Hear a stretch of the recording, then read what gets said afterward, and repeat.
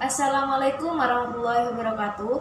Perkenalkan kami dari kelompok 9. Dalam kesempatan kali ini, kami akan menjelaskan materi tentang ekonomi dan keuangan Islam di beberapa negara muslim, yakni Indonesia, Malaysia, dan Brunei Darussalam.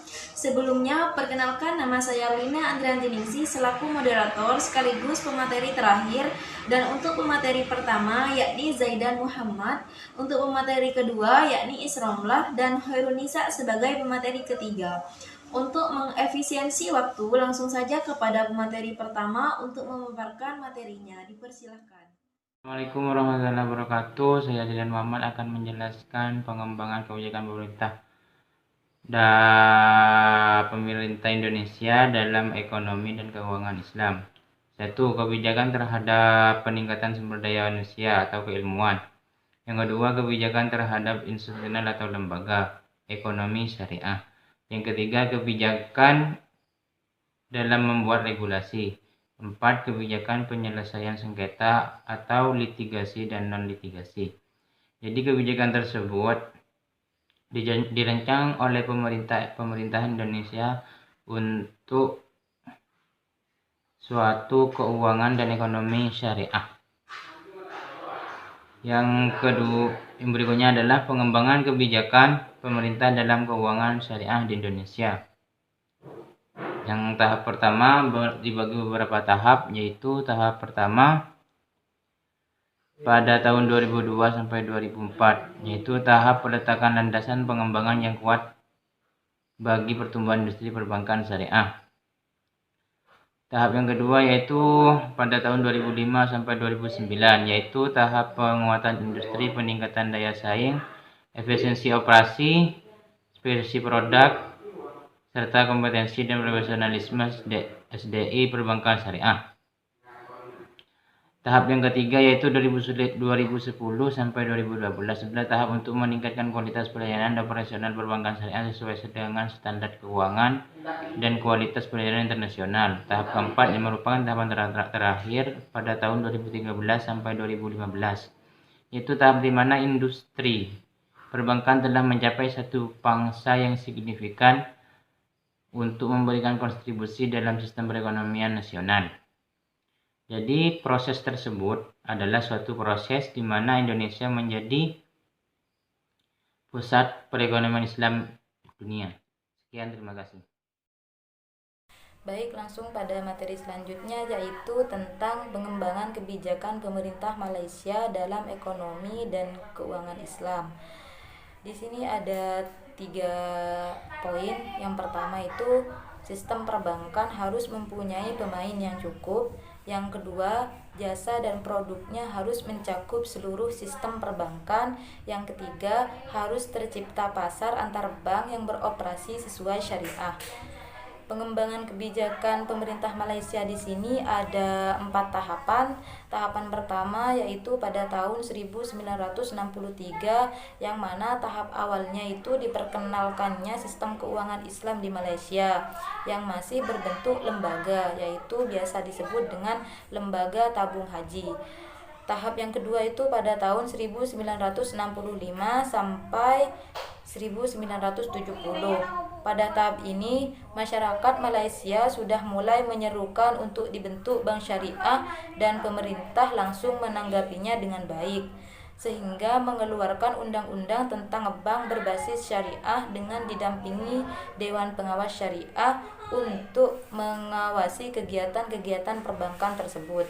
Tahapan ketiga yaitu pada tahun 1983, yaitu pada tahap ini pemerintah Malaysia mulai meluncurkan regulasi-regulasi tentang bank syariah, di antaranya The Islamic Banking dan lain-lainnya. Adapun beberapa bank syariah di Malaysia yaitu Bank Islam Malaysia Berhad yang biasa disingkat itu BIMB pada tahun 1983, dan juga ada Bank Muamalat Malaysia Berhad pada tahun 1999 dan biasa disingkat BMMB. Tahapan yang terakhir yaitu pada tahun 2010 tahap ini di mana pemerintah Malaysia itu berharap menjadi pusat keuangan Islam secara regional.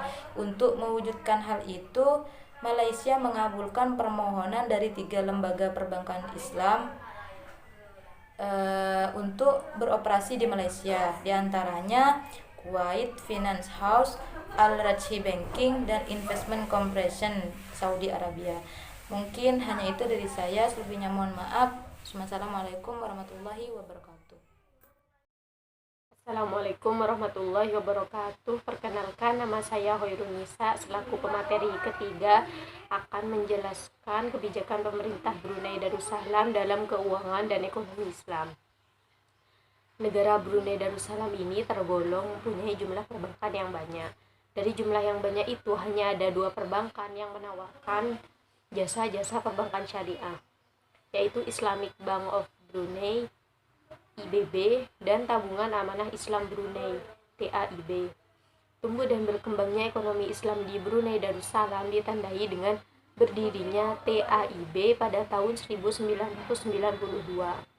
Dan yang kedua ialah IBB yang didirikan pada tahun 1993, menggantikan posisi International Bank of Brunei. TAIB adalah lembaga milik pemerintah yang tujuan utamanya adalah menawarkan jasa-jasa keuangan Islam dan meningkatkan status sosioekonomi penduduk Brunei. Dan IBB melaksanakan kegiatan tabungan dan keuangan berdasarkan hukum Islam. Kedua bank ini terintegrasi menjadi satu pada tanggal 2016 menjadi Bank Islam Brunei Darussalam BHD atau BIBD. Hal ini dilakukan demi memperkuat lembaga keuangan Islam di negara ini. Dari total aset yang dimiliki oleh kedua bank BND 770 juta pada tahun 1993, meningkat menjadi BND 5 miliar pada tahun 2006. Pada tahun 2009, dana tabungan meningkat menjadi BND 3 miliar, sedang pembiayaan meningkat kurang lebih mencapai BND 4,5 miliar. Pada tanggal 3 Januari 2006, BIBD resmi beroperasi. BIBD memiliki 14 cabang di semua distrik dan 11 cabang terletak di Brunei Muara, 1 cabang di Tutong, 2 cabang di Kuala Belait, dan 1 cabang di Temburong. Sekian dari saya, kurang lebihnya mohon maaf. Wassalamualaikum warahmatullahi wabarakatuh. Baik, langsung saja. Adapun beberapa kegiatan yang dilaksanakan oleh Bank Islam Brunei Darussalam dan jabatan yang diperolehnya adalah Bank Islam Brunei Darussalam meluncurkan Electronic Card Inden menggantikan Government Manual Card Inden.